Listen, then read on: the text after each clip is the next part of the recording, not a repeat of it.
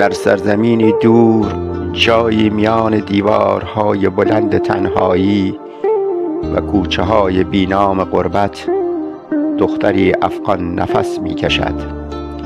گوشه ای از دلش هنوز بوی نان داغ مادر را می دهد و در نبضش صدای اذان مسجد محل می تپد.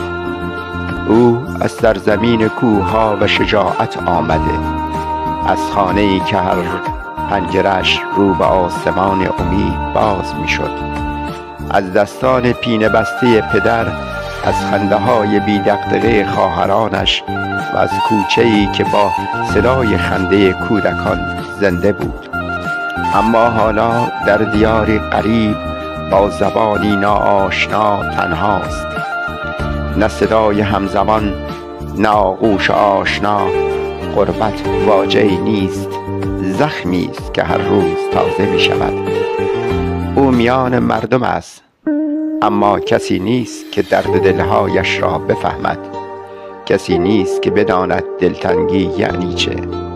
وقتی آسمان اینجا حتی یک ستاره وطن را ندارد، اما این دختر شکستنی نیست.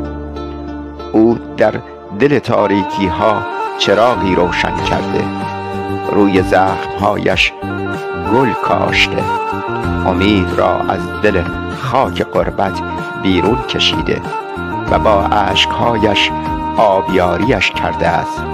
او افغان است، ریشه دار، مقاوم و پر از نور. شاید خانه‌اش دور است، شاید راهش دشوار، اما دلش هنوز به آسمان کابل بسته است. و روزی خواهد رسید که همین دختر با دستان خودش پل بازگشت بسازد، برای خود، برای تمام دختران مهاجر و برای آینده‌ای روشن‌تر.